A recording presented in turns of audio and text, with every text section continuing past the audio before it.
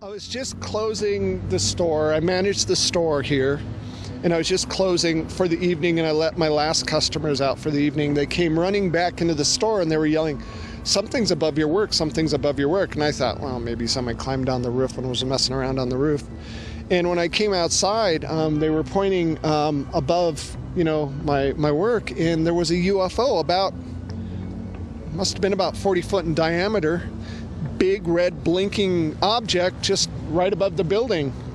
And we watched it for a good, I'd say 5-10 minutes before it just kind of suddenly went east and disappeared. And I quickly got in my van, I got in my car, I locked up the store, I got in my car and drove home.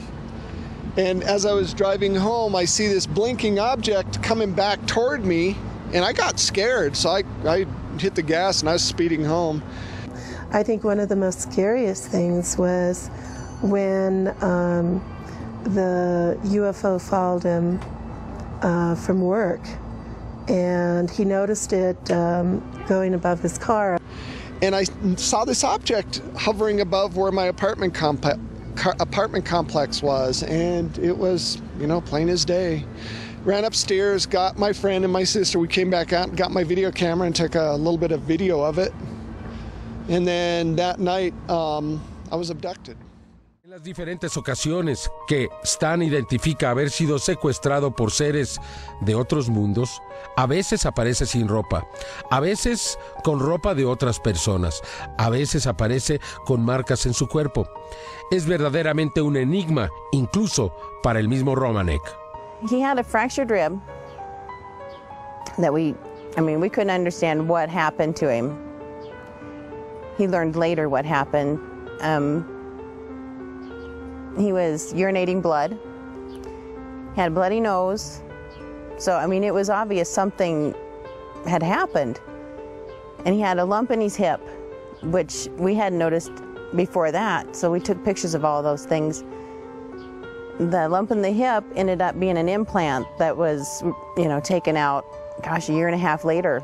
It had surfaced and was removed. The fractured rib happened while, during the abduction.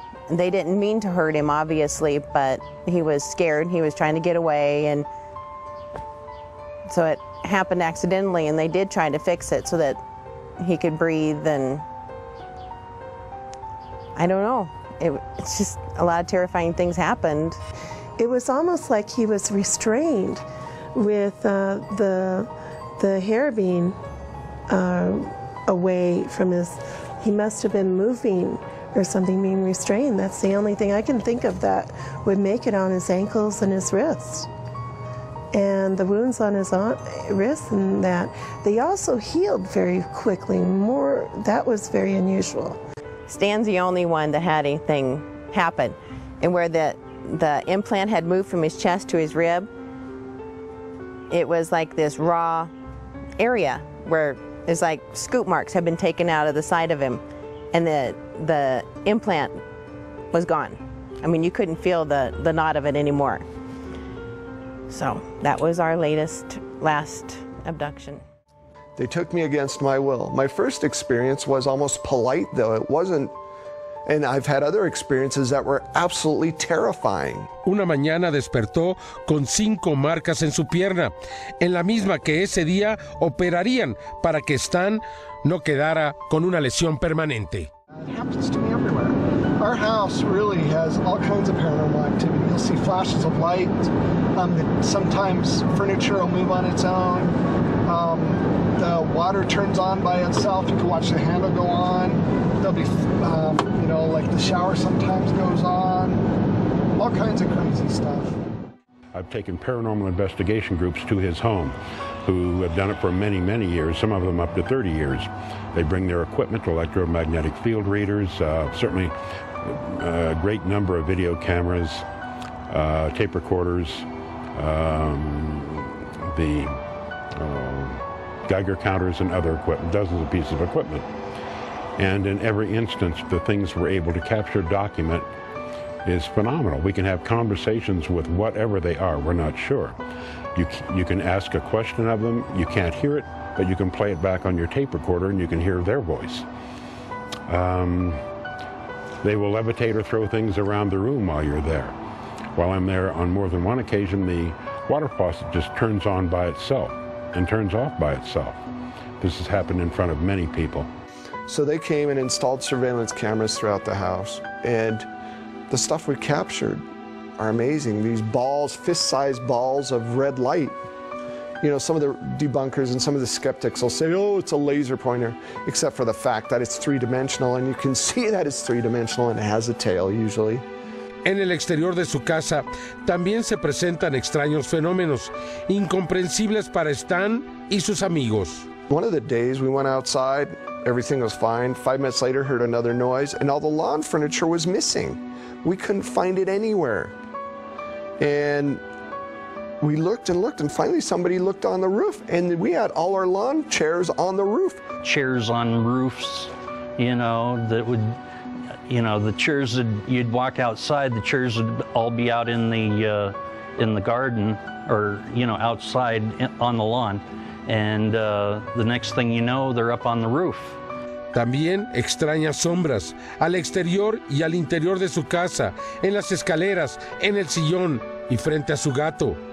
Incluso esta imagen del control remoto de Stan Romanek, que parece estar flotando en el aire, salvo por esta sombra que parece sostenerlo. Like a week later, all lined up nice and neat on the kitchen countertop. I was awakened by a whooshing sound.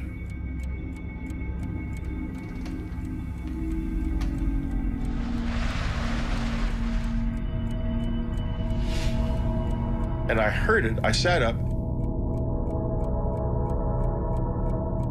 Maybe it crossed my mind that it might be the dishwasher. I'd had an alarm system installed in the house, so I was confident that no one could get in.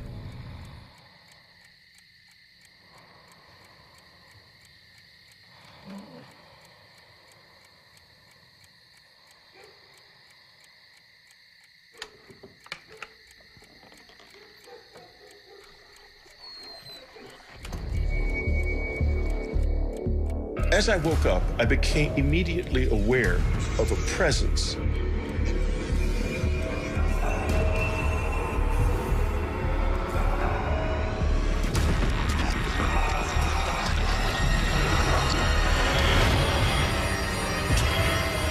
Before I could do or say a thing,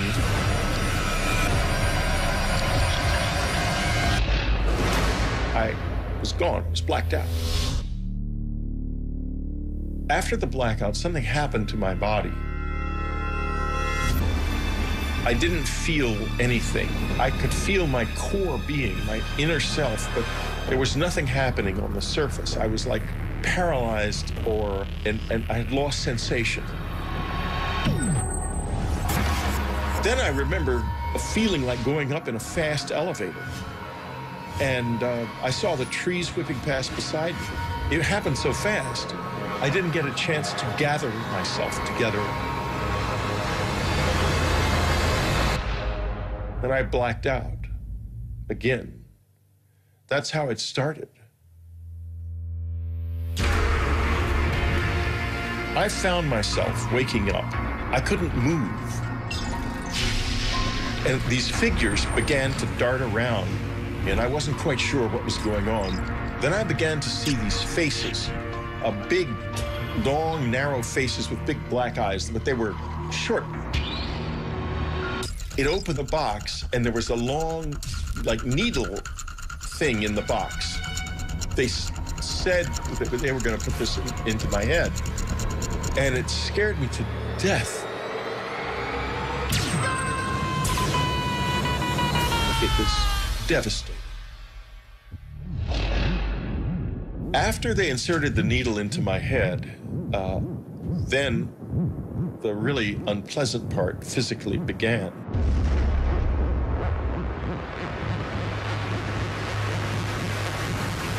They inserted something into me. I blacked out.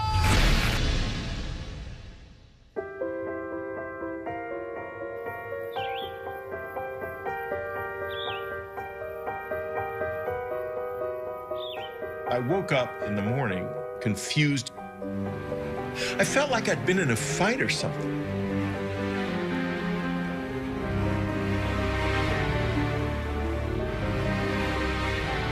I thought, this can't be true.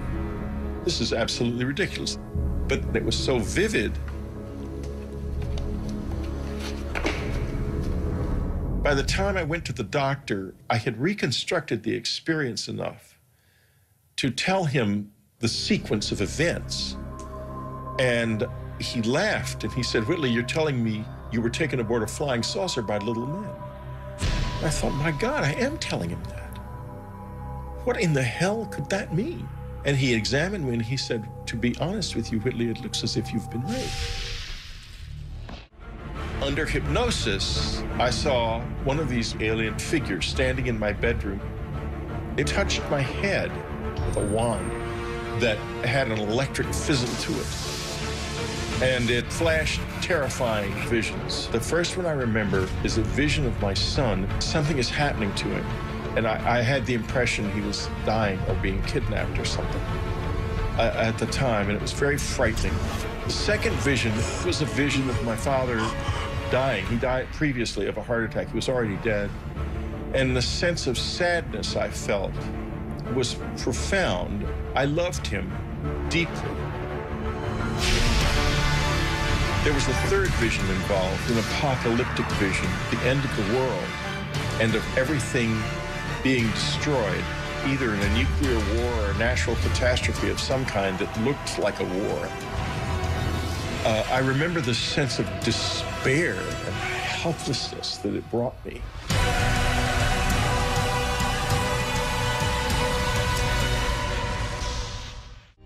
I wouldn't say that, oh, this is definitely aliens. I would say that it was real and that we don't know what it was. That I am quite certain of.